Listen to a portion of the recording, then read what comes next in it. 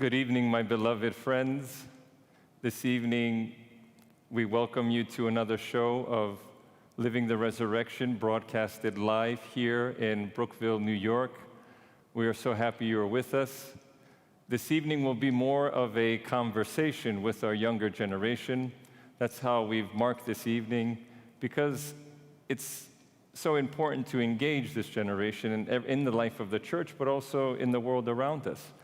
And we look very much forward to hearing from you. As always, we have our email, which you can email questions or comments to ltrbrookville@gmail.com. You can see that at the bottom of your screen.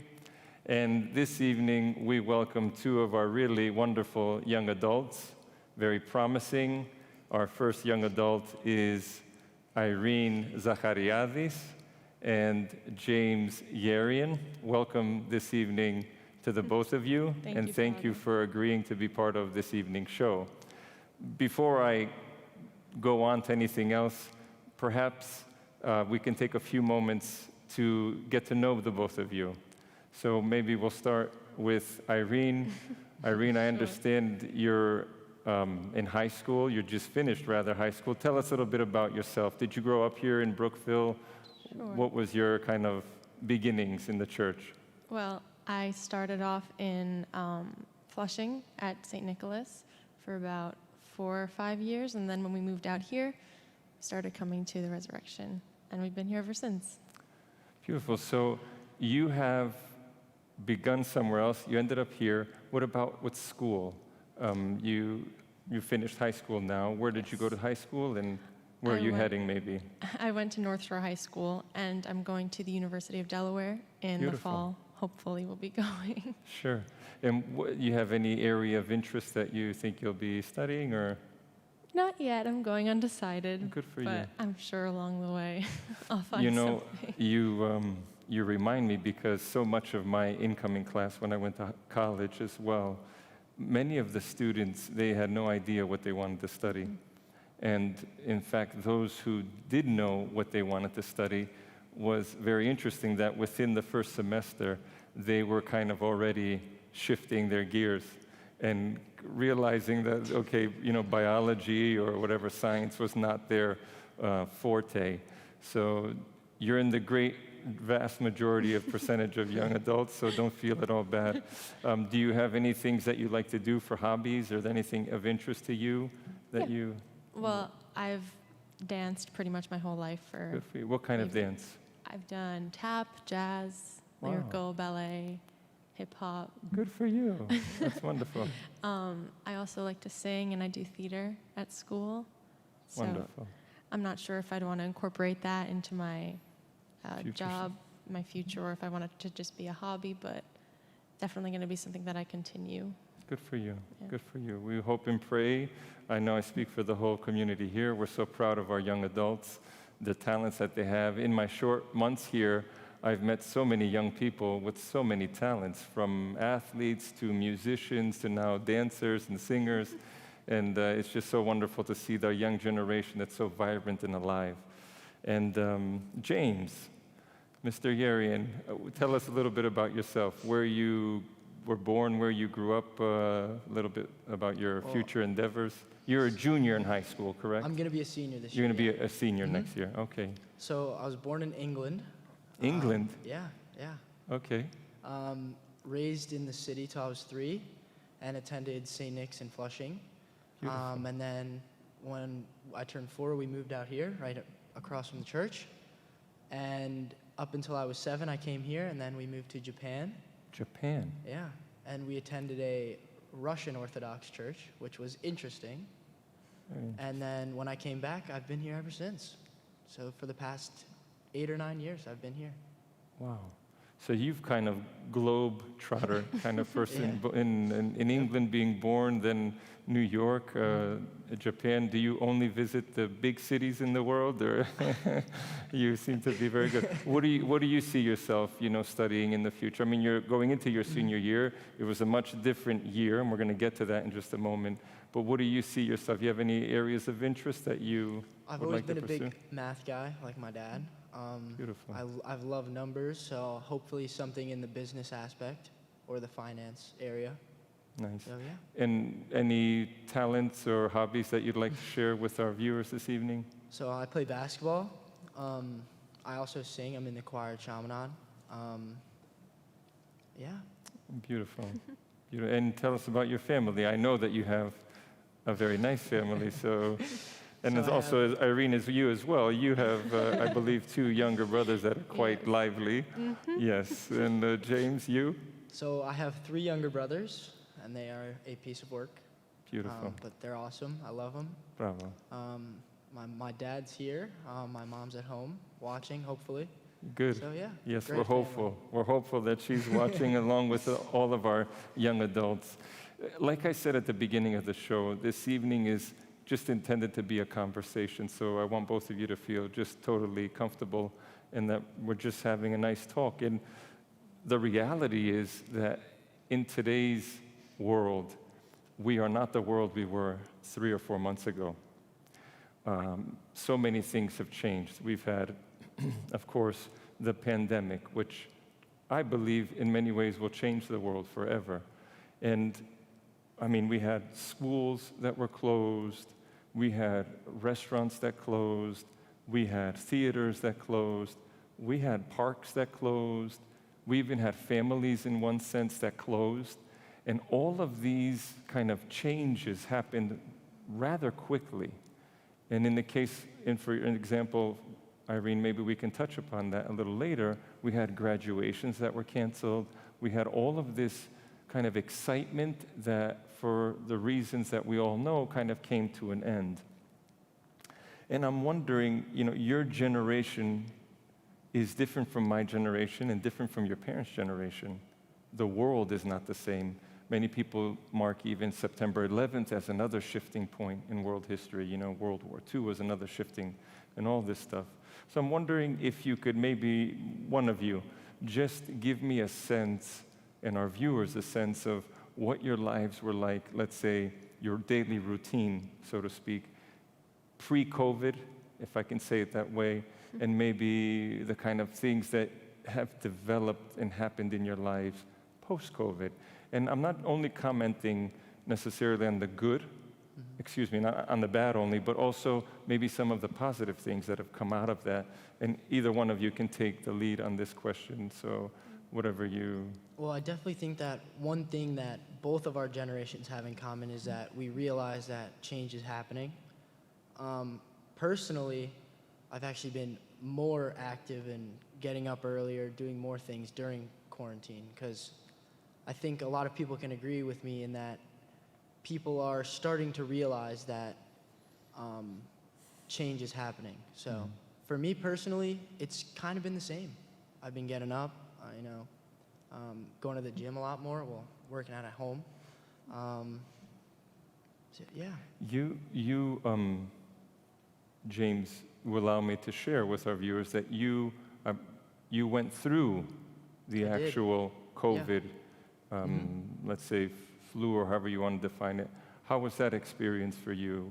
So I had it rather mild, not horrible. Some night sweats for like 3 or 4 nights. The scary thing was we were in South Carolina, so it was a little different than being at home and having it. We were in a foreign house, somewhere we weren't used to being.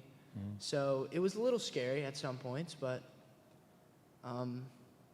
throughout it all, the only thought that went through my head is I could have it worse. I mean, there's hundreds of thousands of people that don't have access to doctors and access to care and things in that sense. So for me, my mindset was I could have had it worse, and I thank God every day for still Absolutely, being thank blessed. God. Yeah. We had you in our prayers. Thank you. And we kept you in our prayers, you and your family, and all of the members of our community. Here in Brookville, we did have a number of our parishioners who contracted the virus, but also a few of our more advanced in age who left us for the life hereafter. So we thank you for sharing that with us. And Thank you. Irene, any kind of comments to how your kind of daily routine shifted from? I mean, there's obvious things, right? I'm talking maybe if you want to comment to some, let's say, more deeper understandings that were gleaned from that transition, pre to post-COVID, you know, maybe in your family or in yourself as a person that you want to share with Well, us. I mean, talking about schedule-wise, before COVID, I was very booked. I went to school, went to rehearsals, came home for about 20 minutes to then go out and take my dance classes, then come home. I was kind of running around and doing a lot of things. I didn't really have time to spend time with my family or even pray as much as I would have wanted to. So then once COVID hit and everything started closing down, my immediate reaction was to be upset and disappointed and angry. But I think that as time went on, I started to see the blessings that came out of it almost, that I got to spend time with my family. I wasn't running around all the time because I couldn't. Instead of being upset and angry about the things that were being canceled, I was grateful that I was healthy and that my family and friends were healthy because unfortunately, like I know for James, he got sick and we're lucky that that didn't happen in our house. And yeah, I think that my outlook on life has definitely changed because during that time, I knew that once things started to slowly get back to whatever type of normal we're going to have now, I would definitely appreciate things a lot more, like going out and seeing my friends, which just seemed like something so, like it seemed like a given. True, And then yeah, now given, it's right. a blessing to be able to go out and see family and come to church even. So Tell me a little bit about that, since you commented on that. What was that feeling where you had so many things that I'm kind of understanding from what you're saying, such like almost a given? It's a given we're going to have our schedules and we're going to follow the schedules like we had them. It's a given that we're going to be socializing with our friends. It's a given that church will be open. If you could, either one of you or both of you, comment a little bit about that feeling of not accessing the church kind of in person. I know that a lot of our viewers have been following us on Facebook, on YouTube, and if you're not subscribed, please subscribe to our YouTube channel so that you can keep following us and these shows as well. But talk to me a little bit, enlighten me a little bit about what was going through your hearts. Was it even meaningful? And we're going to get to that in the second part of the show, but right now, give me a little bit of kind of, how did that feel? For the first time to kind of want to go to church, but you're being told, you, for the sake of safety and health, you have to stay home. Yeah. James, you have any, or Irene?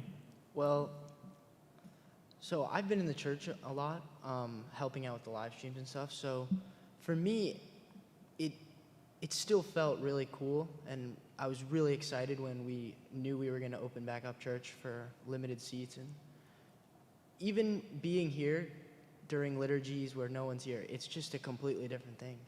Because you usually Versus look out, the live stream, you're saying. Yeah. Because you usually look out, you see everyone's happy, you know, everyone's excited to be in church, and you get to see your friends, you get to see everyone. But now, for me, it was definitely special when we opened up again. I thought I was really excited, and it was great seeing everyone back in church. So you had, on one level, a little access. Irene, how was that? Do you want to comment on that? I have to say, it was very weird when the camera would go to the back of the altar and we would see the empty chairs. Yes. Made me a little uneasy. Yes. And it was Yes. sad because, I mean, when we only see you, it's easy to just pretend that we're in church and we're Yeah. not, but seeing the seats empty really snaps you back into reality. Right. But yeah, especially Holy Week for me, that was the time that I especially wanted to be in church because it's just such a beautiful time, and to be spending it watching on a computer was really weird and not something that I would have ever expected to happen. So yeah, I feel very blessed to be able to have come to church the past few Sundays, and it almost, coming back in didn't feel weird at all because it's normal to be here. It was just nice to be back. That's beautiful. You know, I have to say, too, to our viewers that also for us clergy, it wasn't easy to be worshiping, offering our sacrifice to God, and not having the people present. Of course, the circumstances presented themselves as such. And of course, we were going to comply with all of the directives, and we did that with much love in our hearts for the safety of the people, no doubt about it. But there is something to be said that a priest will draw, in a sense, power, if you will allow me this word, from the people who are praying with him. Because by definition, the liturgy, what it means, liturgia, means work of the people. It's not the work of the single priest in the church that's empty. It is on behalf of the whole world, and so not a single word that was prayed is lost in the eyes of God. Everything is registered, and there's a consequence to that, but definitely us clergy would feel the prayers of the people, which would assist us to offer it more fervently. So you like coming back, Irene, and believe me, I know that I speak on all the priests' behalf. We all love having you back as well, and especially our younger generation who we just adore. Speaking of coming back, that does open a door to having you also, in one way or another, and to one degree or another, contact your friends. Now, I know from my own children that social media is indeed a vehicle or a means by which you all communicate. It can be through Instagram, I guess it's called DMs, direct messaging, or I don't know the exact name for that, text messaging, all those ways in which all of you communicate. I'm wondering, let's say you had 100%, how much of your communication with your peers was on social media platforms pre-COVID and post-COVID? The obvious answer might be it went up post, but is that the case? Or were you always kind of up in your percentage? Well, I think it went up because seeing my friends in school and at my extracurricular activities, you just were there and present with them in person. And now, not being able to see anybody, you're kind of just forced to be on your phone. So I think for me, it definitely went up a lot. Yeah, I would agree with that. Dreams, you agree? I would also agree that it went up because, during school, you're not really on your phone that much, well, at least me, and you're always socializing with people, seeing your friends every day. It's like a routine. It's like a chore. Right. But then all of a sudden you get hit with this where you legally cannot see them. So it's definitely different, and I think social media played a big role in keeping friendships alive and keeping people connected. Right. So I've led you down this path, the both of you, to come to, I think, an important point. And this is where and why, Irene, going back to your comment about the church, we have to say that in the end of the day, no matter what, there is nothing like the personal human communication, the personal human touch. All of these social media platforms, we use them in order to keep the connection, and that was part of our kind of effort here. That's the whole reason we're doing this evening. It's the whole reason why many people gave their time and their heart and soul into trying to create something here at Holy Resurrection that would keep the people connected. That was our goal. Keep them connected to their church and to their Lord. And yes, we did that. But yes, we would say in the same sentence that there's nothing like the actual contact. And that's an important lesson, I think, for all of us. I think it's an important lesson for you as well, as a younger generation, that there is always the temptation to kind of retract into social media. The temptation may be to kind of overuse it. If we're just conscious and attentive to ourselves, knowing that maybe the more better way or the more holier way, in one way to say it, is to have that constant personal contact. And that's where you forge your real relationships. For example, you may be married sometime in the future. You wouldn't want to be on social media, obviously, right? You want to develop personal contact. But Irene, I did want to come back to you. This idea about the graduation, it's something that a lot of us clergy have been hearing from parents, from young adults like yourself, who that kind of excitement, the momentum, the coming to the end of a long journey of high school and all of the ups and downs and the SATs and the exams and the applications to universities and the sleepless nights and the studying to keep the grades up. And at the end, you want to have your graduation and kind of enjoy and relish in the glory of that. That changed radically this year. And if you want to speak to that, and maybe if you can share with us maybe some of the creative ways in which you and your peers have overcome that feeling. Sure. Because I know there's these drive-by graduations or birthday parties. In fact, I'll say it again here. Thank you to Holy Resurrection. They did a wonderful thing for me a couple of weeks ago, a parade of thanks.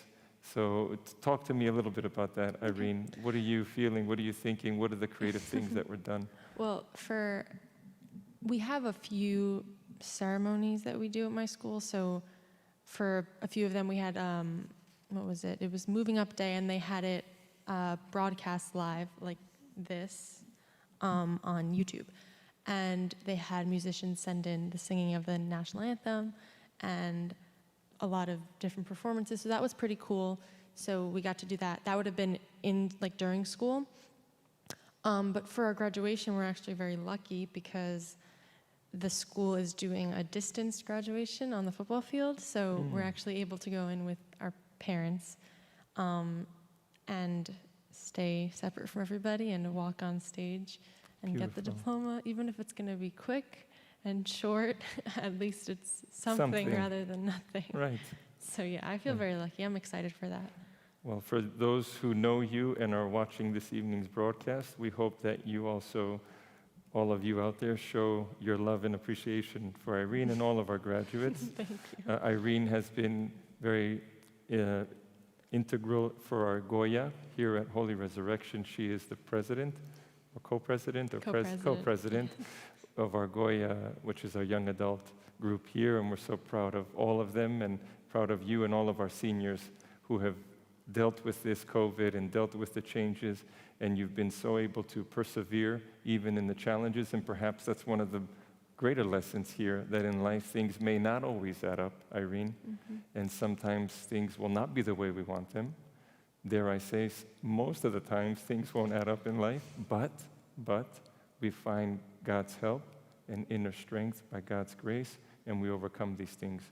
And this kind of is a nice segue into the second part of what I wanted to speak about this evening, which is kind of, we spoke in the first part about the world and its effect on you, and kind of your own worldview, how that's changed, and your dreams looking into the future, maybe those have changed. But now I'd like to shift our attention to your faith and the role of your faith that has played during this period of COVID.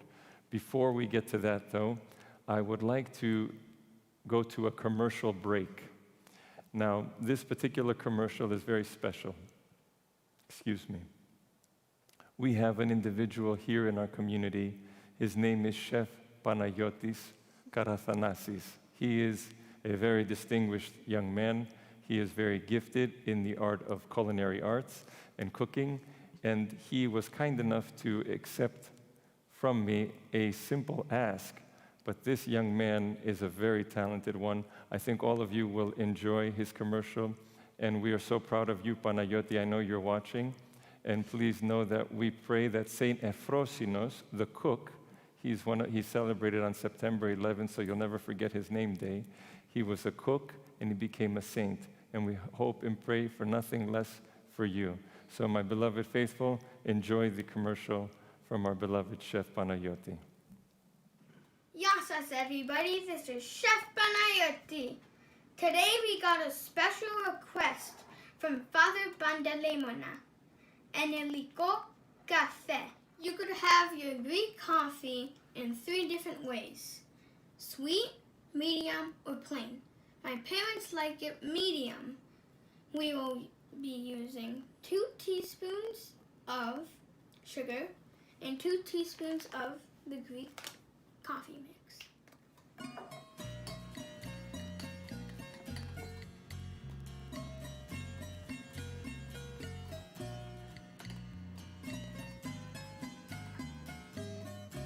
Sugar is done. Time for the coffee.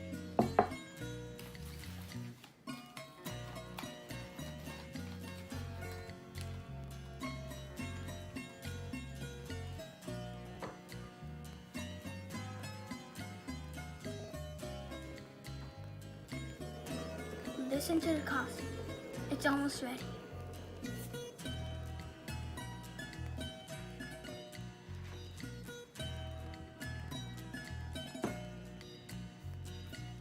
Greek coffee.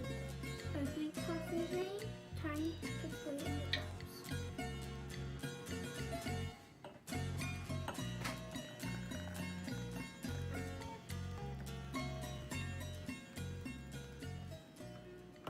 We are going to add 2 pieces of my fantastic baklava that you could see in one of my other videos on my YouTube channel, Chef Panayoti Kadithanasi, that you're watching right now. And we are going to add 2 cups of cold water. Yasas, everybody, this is Chef Panayoti. Today we got a special request from Father Bandalemona. Yasas, everybody, this is Chef Panayoti. Today we got a special request from Father Bandalemona. Eneliko Cafe. You could have your Greek coffee in 3 different ways: sweet, medium, or plain. My parents like it medium. We will be using 2 teaspoons of sugar and 2 teaspoons of the Greek.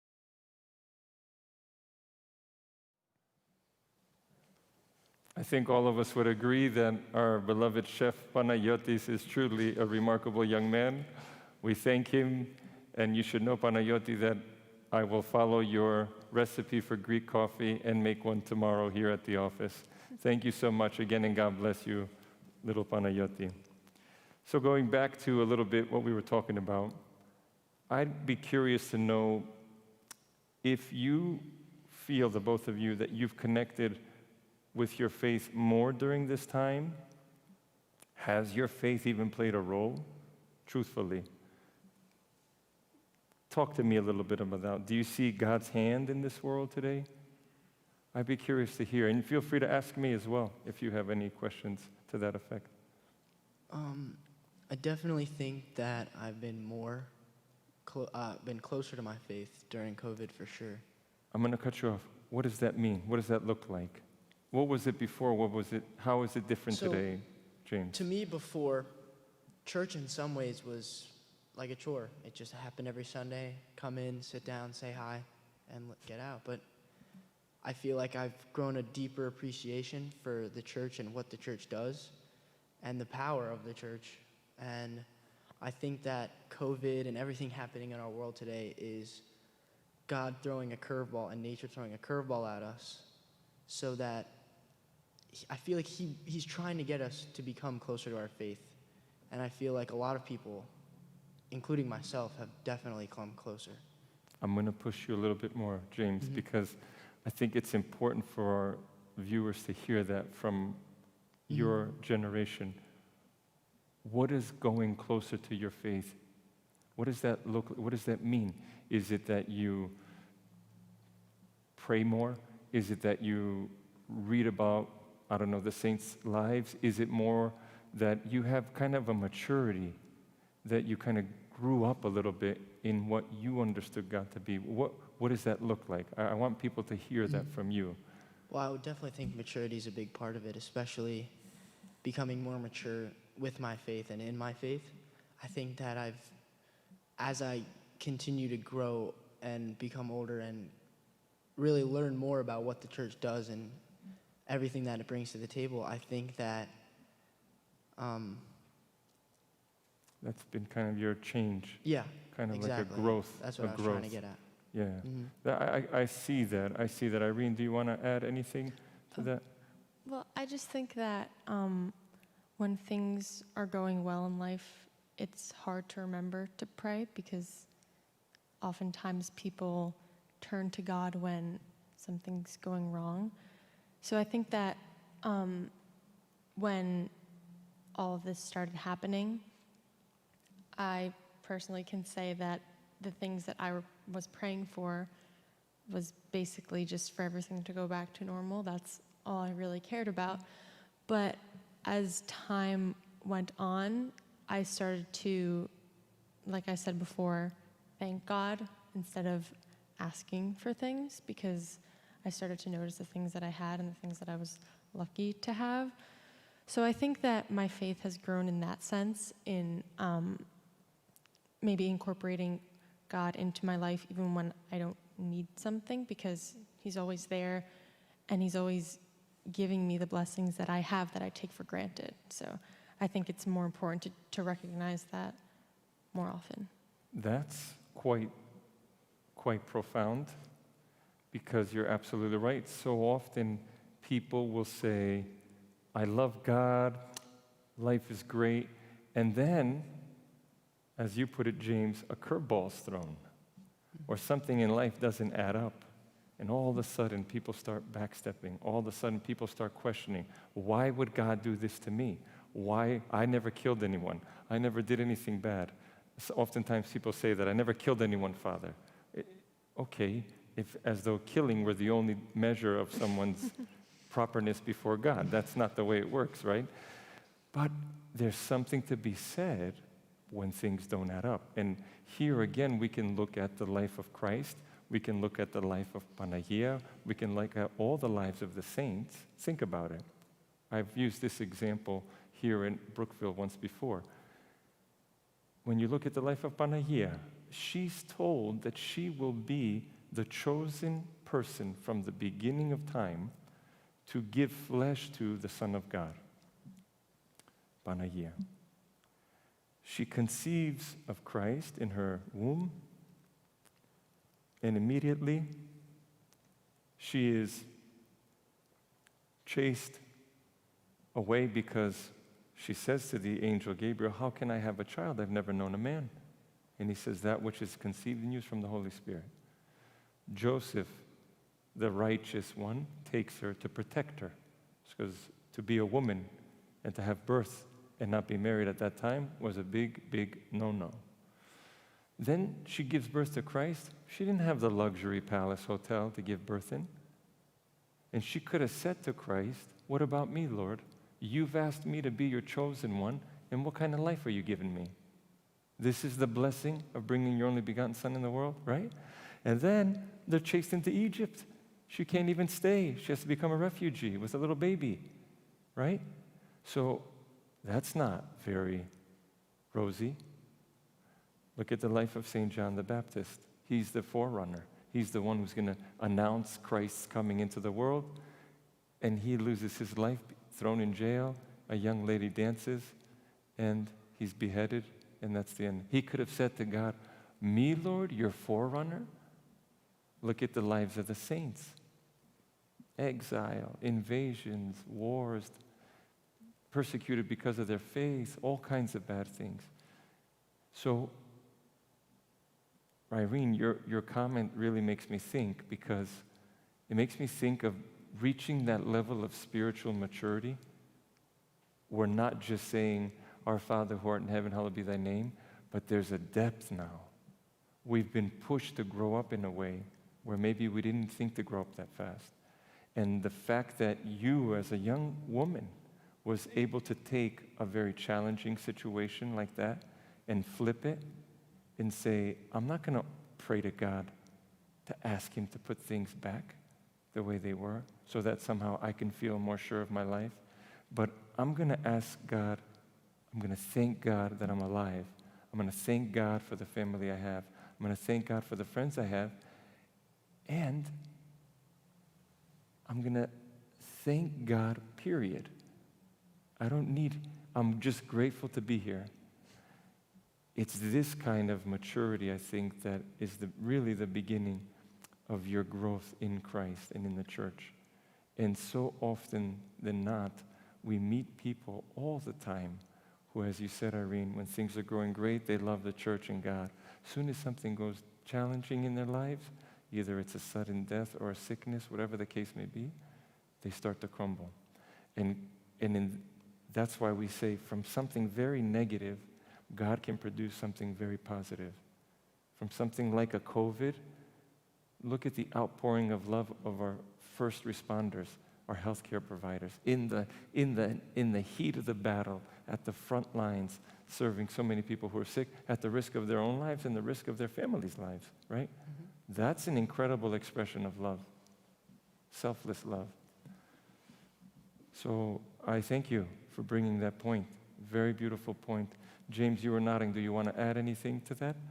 Or Well, a prime example of everything you're saying right now would be Jesus Christ. I mean, he came into this world knowing that he would have to die correct, for his supporters, but also people who despised him. right, So, and I think this also goes back to what my mindset has been, which is just I could have it worse.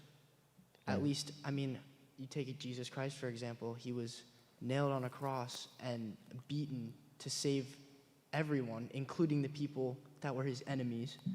And correct. I think back to that in the sense that I could have had it worse. Right, right.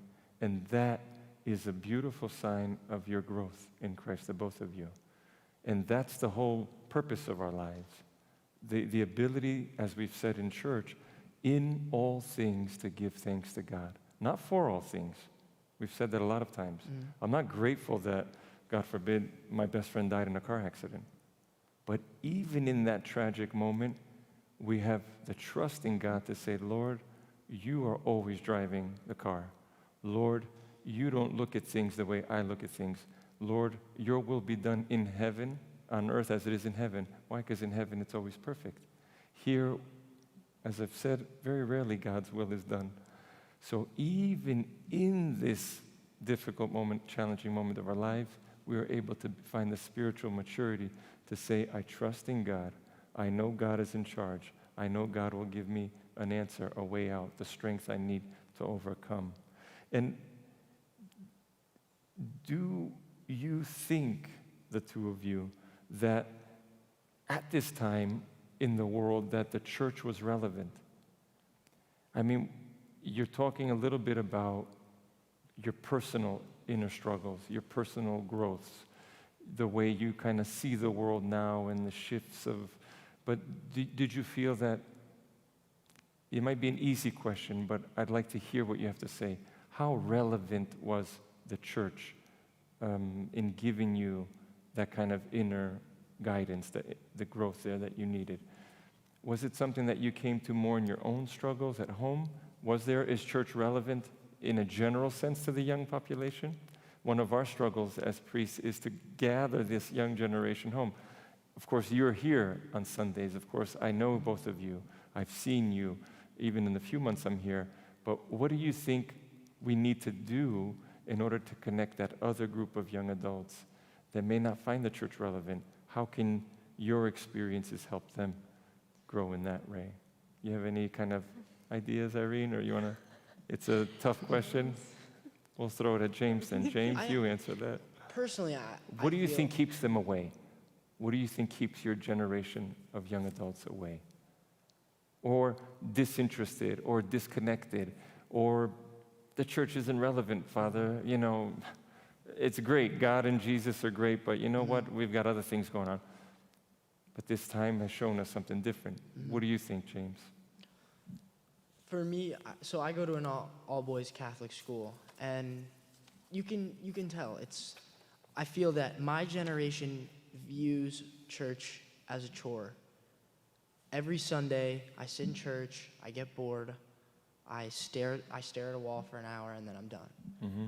But I feel as I've sat there and actually gotten in depth and talked to you, Father, and I've kind of seen how powerful the church actually is. So for me, I encourage people to just try church out, actually pay attention to what the priest's saying and what's actually being chanted and what the choir is singing.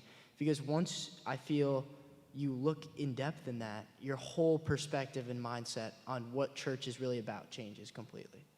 For me, that changed last year, right before COVID. And I feel like church is honestly the safest place I can be. I mean, I get to sit there, I can think about whatever I want, I can ask God for help, I can thank God for everything I have. And, so I think just give it a try. Sit in church for 2 weeks and listen to what is being chanted and what the priest is actually saying. And I think your perspective on church will definitely change. Mm-hmm. That's definitely true. You've heard me both say that as we develop our relationships with people, you've heard me say that what's the purpose of our lives here? The purpose is to be like Christ, to love, right? What's the best expression of our love is time. You cannot love something you do not know. And you cannot trust somebody you do not know. Your mother had 4 children, yours has 3. If I told either one of your moms, Mrs. Yeri and my friend Joe Schmo, he'll watch the kids for the weekend, she'd be like, no way, it's not happening. Why? Because she doesn't know him. And therefore she cannot trust him. You understand? Yeah. The same exact thing applies to our lives with Christ. We cannot grow the maturity that you all spoke of. I'm going to keep this for a future. It was very, very profound, very beautiful, and I thank you for sharing that. You cannot love God and trust him if you don't know him. How can you trust him? How can I trust God in this world that looks so uncertain and so fragile and say, oh, I feel comfortable, I feel safe? No. So you grow that maturity by trusting him. You come to trust him as you spend more time with him, James. It's not about Father Panteleimon. Father Panteleimon will certainly at one point or another let you down, both of you, right? It's about you both beginning to know your Father. It's about both of you beginning to know Christ. And that relationship will begin to transform your lives. It'll begin to give you the inner strength, the inner faith, the inner trust to know that whether, you've heard me say it all the time in church, whether we live or whether we die, we're with the Lord. And what is 50 years, 60 years, 100 years compared to a whole life in Christ, right? And so maybe the next kind of comment would be, what could you maybe think of? What is kind of your message to your peers tonight? Before we go to our question and answer section, I know I ran over a little bit for our viewers, I apologize, but I really wanted to stay with this topic.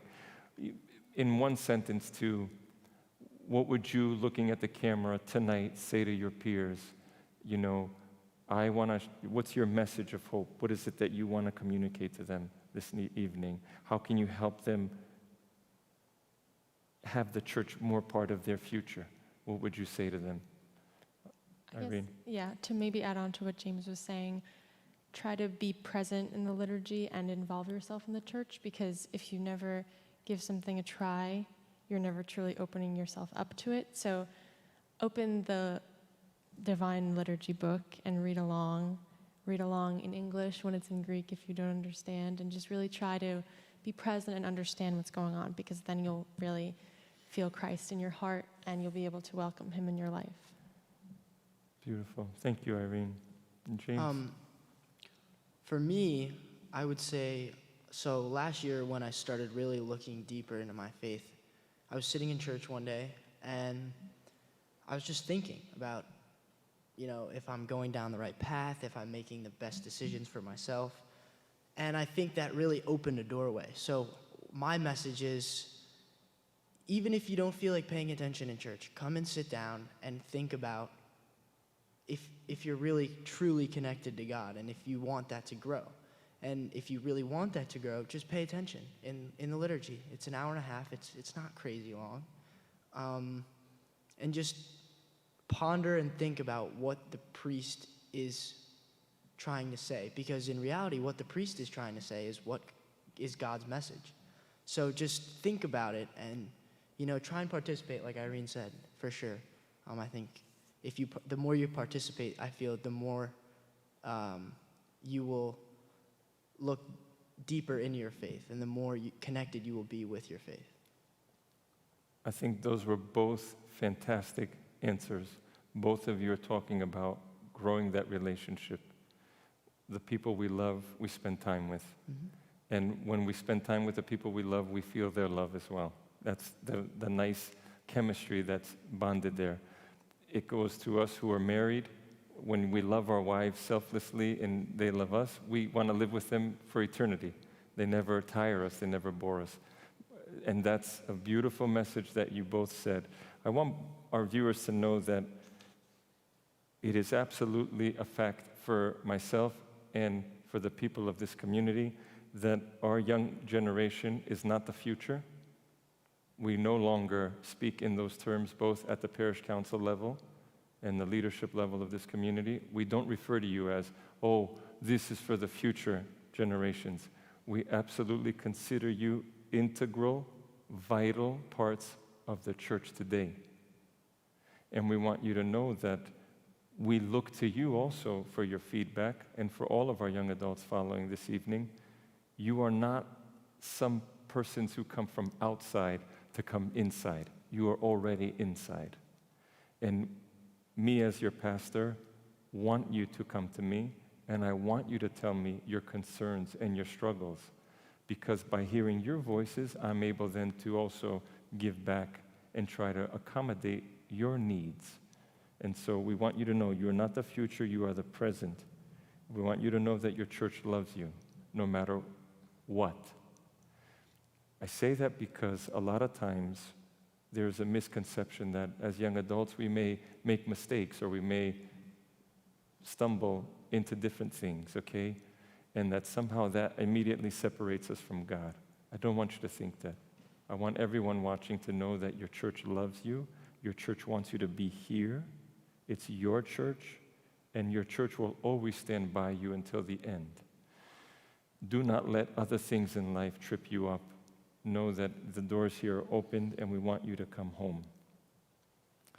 And we know and we are assured from the words of Christ, Bidya, and that's what I'm going to end with before we go to our questions. Christ said to Simon Peter, and in a few days we're going to be celebrating the Feast of the Apostles. He said to him, I shall build my church, and the gates of hell shall not prevail against it. In other words, our church, James, as you said, was the safest place. Mm-hmm.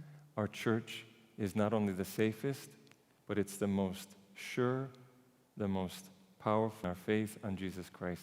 We know that nothing can overcome us. And even if we shall pass from this life, which is all of us will, one day or another, we know we will be with the Lord if we have done His commandments and listened to His word, and He's become our friend. May God bless the both of you. And now at this time we'll ask a little bit our moderators to offer us some questions.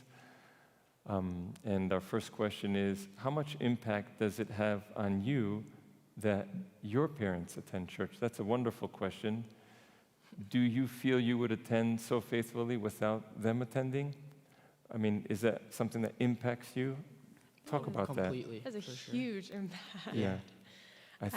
Yeah, go, sorry. please. No. No, my mom is sitting right there, but I don't think I would be as involved if it wasn't for her, especially. She's very dedicated to paying attention to however many services are going on during the week, the ones that I wouldn't know are happening, when I'm supposed to be fasting, Right. when I can eat meat on Wednesdays or Fridays. Right. Yeah, I don't think my life would be this way if it wasn't for my parents attending church so faithfully. Beautiful. I James? completely agree. Completely. My mom's on the parish council here, so she's very invested in the church, and I definitely think if she was not as invested and if we just sat at home every Sunday, I would not be here today, for sure. Mm-hmm. We have so many statistics, I should add on this point. Thank you for the question to our viewer. There are so many statistics that talk about the impact specifically of the father's presence. Mm-hmm. When a father is an active churchgoer, the consequence to the children is, I think, 75% more, the frequency that they will attend church. So the mother plays definitely a role, but the presence of the father is also tremendous and impacting the lives of the kids. And we know from, sociology and stuff like that, that children mirror their behaviors. When the parents, are a certain way, then the children follow that exact pattern. We have another question from a 10-year-old, Calliope. I'm trying to get to the top of that question, perhaps. We're going to see if we can get it. There it is. Do you think, can't really know what God is going to do, but do you think that God is trying to show us what all these saints have been through? Meaning like COVID-19 killing so many people, like the saints were getting martyred? Calliope, a very beautiful question. I'm going to flip it on them to answer before I chime in.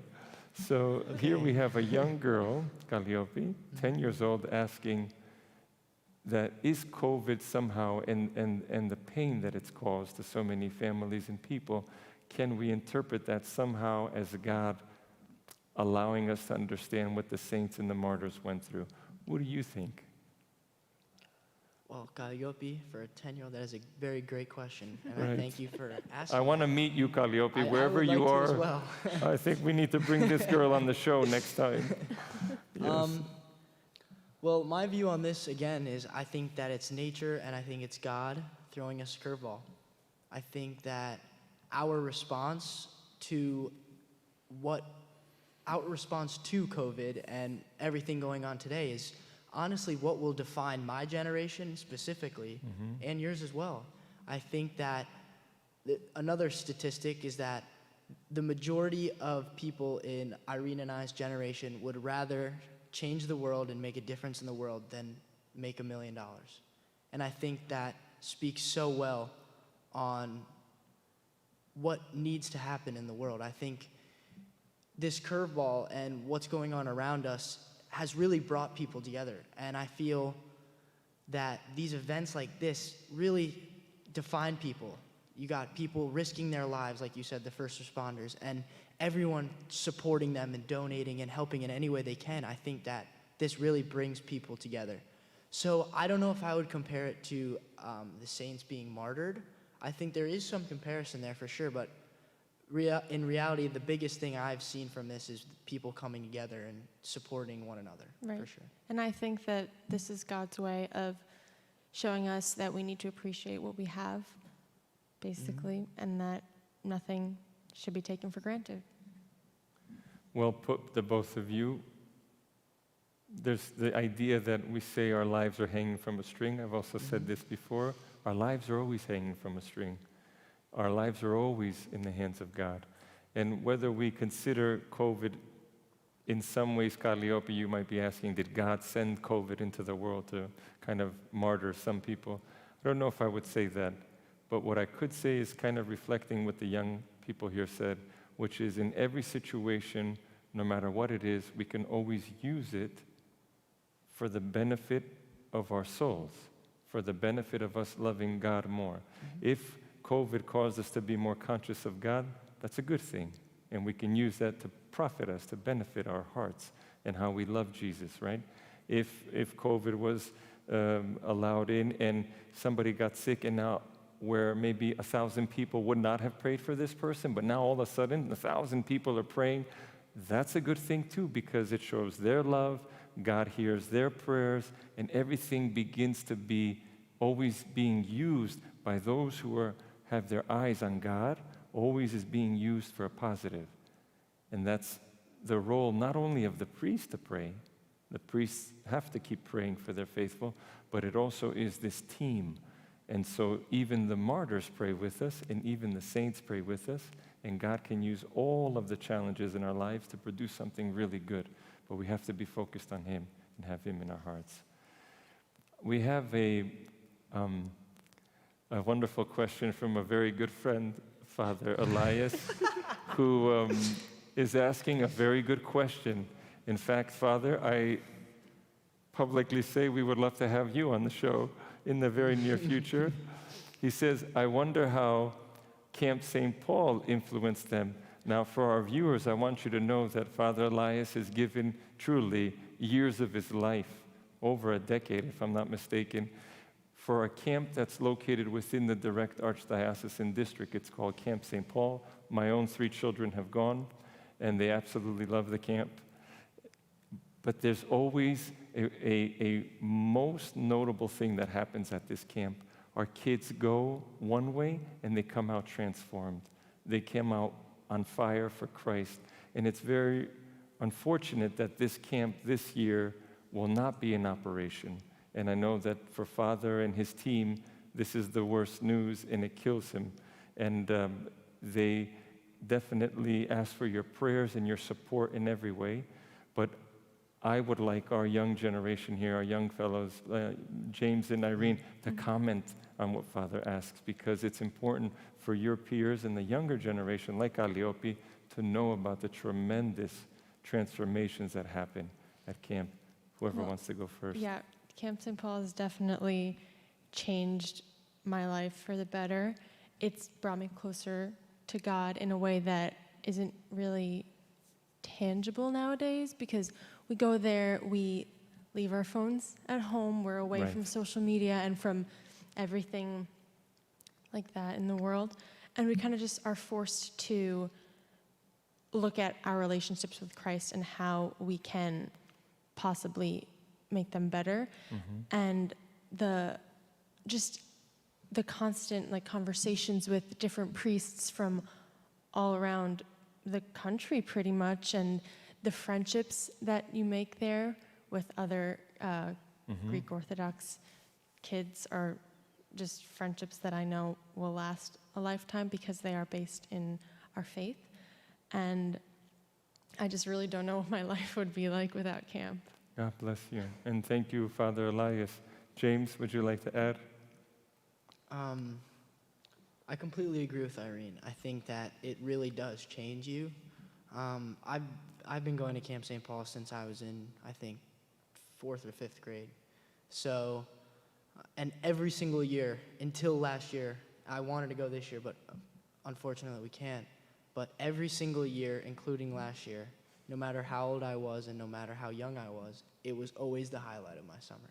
Beautiful. Because they take faith and no matter how old you are, you always gain something from Camp St. Paul. Whether it's just Father reminding us to read the Bible or just learning something new. You always come out of there learning something new about your faith. And for me, every single year, I continued to become closer to God. Every single year I went. And I've met my lifelong friends there. I have met countless people who people I've built friendships with. And, it's just an amazing place. And I think Father Elias does such a great job there. Bravo. And it's very hard to leave when It is the very week is hard. over. Right, I agree. right. I agree. We should have camp all year round in that sense. Well, this does unfortunately come to the end of this evening's broadcast.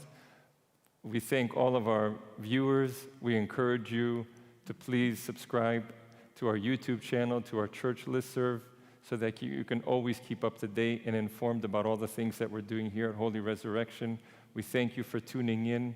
We hope and pray that God's grace fill your homes and your hearts and your beautiful families, especially as we just celebrated Father's Day. For those of you who are at Holy Resurrection, you can visit our Facebook page and you will see the Father's Day montage that we did of all of our beloved fathers here at Holy Resurrection. Next week, by God's grace, we will be together again, and we hope and pray all the best to you, and we thank our wonderful participants this evening, Irene and James, and we hope and pray all of God's blessings tonight and for all of your lives forever and ever. And thank you for joining us. We hope to have another group of young adults again. I think this was a really wonderful beginning, but we're going to bring you back as well at some point. Thank Okay? you, Father. God bless and keep us under his grace. May the Panagia always overshadow us. Thank you so much.